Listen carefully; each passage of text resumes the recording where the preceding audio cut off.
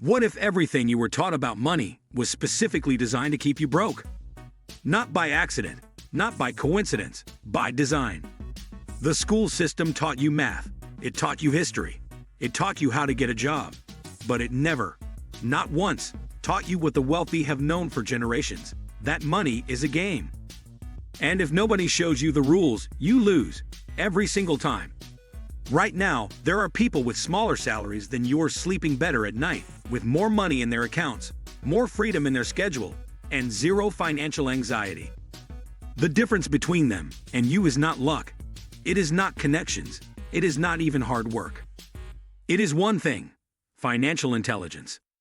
In 2008, Robert Kiyosaki, the man who wrote Rich Dad Poor Dad, one of the best-selling financial books of all time, released a follow-up that most people overlooked. A book that goes deeper. A book that doesn't just tell you what the rich do differently, but why their brains are literally wired to generate wealth, while the average person keeps running in place. The book is called Increase Your Financial IQ. And in the next few minutes, I'm going to break down its 5 core pillars, the 5 types of financial intelligence that separate the wealthy from everyone else. By the time this video ends, you will look at your paycheck, your debt, your investments, and your future through a completely different lens. Stay with me. This one is worth every second. Let's start with the most obvious one, but also the most misunderstood. Most people, when they want more money, do one thing: they work harder. They ask for a raise. They take a second job. They grind. And sometimes it works, for a while. But Kiyosaki makes a critical distinction here that most people never hear. There is a difference between earning more money and becoming more valuable. See, when you trade hours for dollars, you have a ceiling. Your body has 24 hours.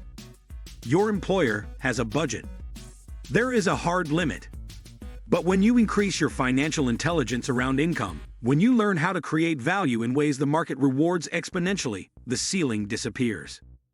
Kiyosaki talks about the difference between someone who says, "I can't afford it," and someone who asks, "How can I afford it?"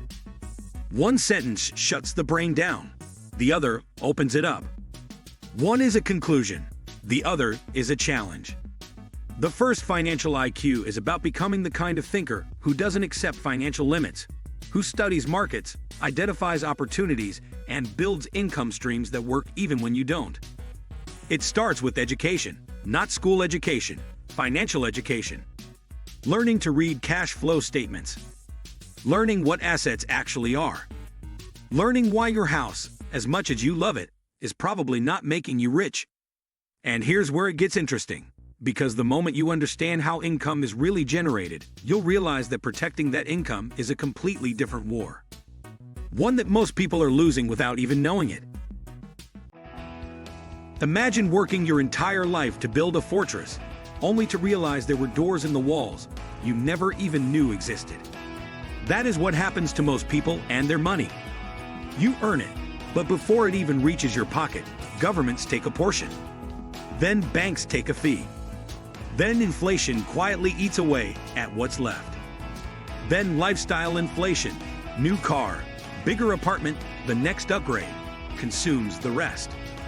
By the end of the month, the fortress is empty. Kiyosaki calls this the world of financial predators. And they are everywhere. They are legal. They are systemic. And they are counting on you being financially illiterate. The second financial IQ is about defense. It is about understanding the tax code, not to cheat it, but to use it the way the wealthy do. Because here is a secret most people don't know. The tax code is not written to punish the rich. It is written by the rich for the rich. There are legal structures, corporations, LLCs, trusts, that the wealthy use to protect their income from the same taxes that drain the average worker. Kiyosaki is not telling you to break the law. He is telling you to learn the law. Because ignorance is not bliss. Ignorance is expensive. The second IQ is also about protecting yourself from inflation. Understanding that cash sitting idle in a savings account is not safe, it is slowly dying. That real protection comes from owning assets that appreciate or generate cash flow, or both. But here's the thing, Knowing how to make money and knowing how to protect it still isn't enough if you don't know how to manage it. And this is where most people, even high earners, fall apart completely. Here's a question. If someone gave you a 10% raise tomorrow, would you be financially better off in 5 years? Most people would say yes. The data says no. There is a phenomenon economists call lifestyle creep. As income rises, expenses rise to match it. Sometimes faster. The person earning $30,000 is broke. The person earning $80,000 is broke. The person earning $200,000 is still broke, but now with a mortgage, a luxury lease, and private school tuition to prove it. Kiyosaki's third financial IQ is about the budget of a winner, and it is built on one simple, radical principle. Pay yourself first. Not your landlord first. Not your credit card company first. Not the government first. You first. This is not a feel-good slogan. It is a structural financial strategy. When you pay yourself first, meaning you direct a portion of every dollar you earn into an investment or savings vehicle before you pay your bills, you create what Kiyosaki calls a surplus budget. You are building the habit of wealth, not the habit of survival. The contrast is what he calls a deficit budget, where you spend first and try to save whatever's left, which, for most people, is nothing. The third financial IQ is about designing your financial life so that money flows toward your future, not just through your present. It is about understanding the difference between good spending, that which builds assets, and bad spending, that which builds someone else's assets. And once you have a surplus, once you have capital, the question becomes, what do you do with it? Do you let it sit? Do you invest it safely? Or do you learn the most powerful wealth-building mechanism ever discovered? This is the one that separates the wealthy from the merely comfortable. The word debt, for most people, is a word that triggers anxiety. It means credit cards. It means interest payments. It means being trapped. And for bad debt, that's exactly right. Bad debt is money borrowed to fund consumption. A vacation. A TV. A car that depreciates the moment you drive it off the lot. But Kiyosaki draws a line, a very sharp line, between bad debt and good debt. Good debt is money borrowed to purchase income-producing assets. It is debt that pays for itself, and then some. Real estate purchased with a mortgage where the rental income exceeds the monthly payment. A business loan used to acquire equipment that generates more revenue than the cost of borrowing. These are tools, and the wealthy use them constantly. This is the concept of leverage.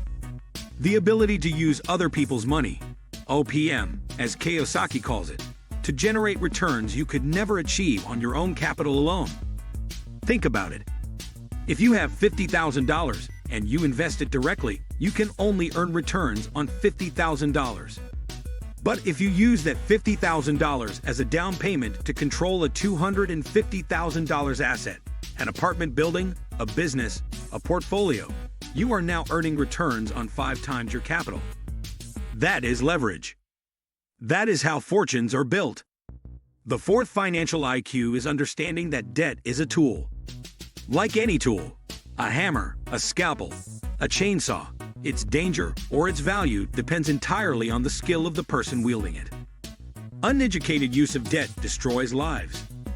Educated use of debt builds empires. But even if you master all 4 of these, making money, protecting it, budgeting it, and leveraging it, there is one final layer. One that is so critical, Kiyosaki saved it for last. Because without it, everything else eventually fails. Financial IQ number 5. Improving your financial information 1030-1230. In the information age, the most valuable asset you own is not your house. It is not your portfolio. It is not even your business. It is what you know. Kiyosaki's 5th financial IQ is about information. Not just any information, financial information. The kind that helps you see opportunities before the crowd. The kind that lets you read a balance sheet and immediately understand the health of a business. The kind that tells you when a market is overvalued when a currency is being debased, when an asset class is about to explode or collapse. Most people make financial decisions based on hope, or fear, or what their coworker told them, or what a headline said. The financially intelligent make decisions based on analysis, on data, on pattern recognition built through years of deliberate study. Kiyosaki talks about the importance of constantly upgrading your financial operating system. Just like you wouldn't run a 2005 computer on today's internet without serious problems, you cannot navigate today's economic landscape with financial beliefs from a previous era. The rules have changed. The game has changed. And the people who refuse to update their understanding are paying a very real price for it. This fifth IQ is also about surrounding yourself with the right information, the right mentors, the right books, the right advisors, the right communities. Because your financial future will be largely determined by the quality of information you allow into your mind. Culling Exclusion and CTA 1330. So here is where we land. Robert Kiyosaki's message in Increase Your Financial IQ is not that the system is broken. His message is that the system is working exactly as designed. And if you don't understand the design, you are a part of the mechanism, not a beneficiary of it. 5 intelligences. Make more money by increasing your value. Protect that money from the predators that surround it. Budget with a surplus mindset. Leverage with discipline and education. And feed your mind with the information that makes all of the above possible. The wealthiest people in the world don't work harder than you. They think differently than you.